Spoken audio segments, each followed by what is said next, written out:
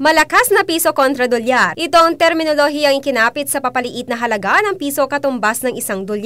Ang dating mahigit sa 50 pisong palitan ng piso kontra $1 ay pumalo na lamang sa 41.95 nitong Martes. Dahil sa papalakas na halaga ng piso, inaasahan na magbibigay daan ito sa papagandang ekonomiya ng bansa.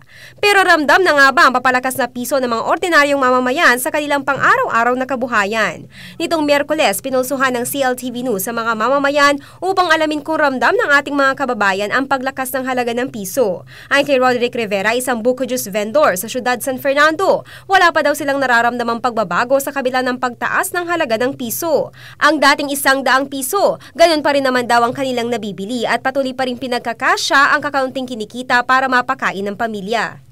Mahirap pa rin. Ganun pa rin, tulad ng dati. 100, ilang kilo ng bigas lang, alam. May bahagya naman daw nararamdamang mabuting pagbabago ang empleyado sa gobyerno na si Vladimir Nukum, ngunit aminado siyang kailangan itong magtuloy-tuloy para lubos na maramdaman ng mamamayan. Pero kailangan pa ng konting para lalong gumanda. Umaasa din si Ronald Tapa, ang computer technician mula sa Santa Ana, Pampanga, na lubusang maramdaman ang epekto ng pagtaas ng halaga ng piso. Dapat magtulong-tulong po sila para umangat po ang buhay ng bawat mamayan or bawat isang tao. Pero sina Cesar Capati, isang traffic enforcer, at Chris Pacho, isang pagita vendor, nararamdaman pa daw na lalong humihirap ang buhay. Ano na yung piso natin na yun, wala nang halaga. Gusto kong umangat yung Pilipinas sa kagandahan at saka wala Wala akong nararamdaman Kaya naman upang maramdaman daw ang epekto ng papabuting ekonomiya, umaasa ang mga mamamayan na maramdaman din nila ang pagbaba ng halaga ng mga pangunahing bilihin at pag-asenso din sa kanilang pamumuhay. Dapat pa ibaba pa yung mga presyo ng mga bilihin. Tulad ng bigas, mga bilihin, asukal, para magaan sa amin. Pala natin yung mas pagbigyan ng pagtuunan ng pansin yung kung paano ma-improve yung mga buhay ng mga mas mahihirap na mamamayan at mag-create ng mas marami pang trabaho para dun sa mga taong wala pang hanap buhay. Yung mas maganda yung iwasan yung corruption ngayon sa ating bansa. Hindi tayo mahirapan, lalo na yung mahirap natin.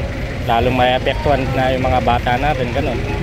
Ayon kay National Economic Development Authority o NEDA Regional Director Remigio Mercado, talagang matatagalan pa bago maramdaman ang epekto ng pagtaas ng halaga ng piso. Kaya naman daw ipinapatupad ang pamahalaan ng conditional cash transfer upang makatulong ng agaran ng pamahalaan sa mga mahihirap na mamamayan anuman ang kalagayan ng ekonomiya ng bansa.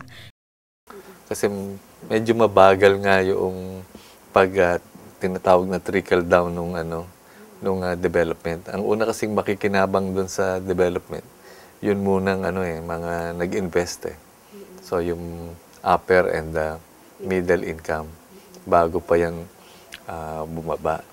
So dito sa conditional cash transfer, diretso na munang tinutulungan yung nasa ibaba para matulungan silang ma-improve yung. Kasama si cameraman Mark Pareco, si Aislinn David nag-uulat para sa CLTV 36, Balitaan.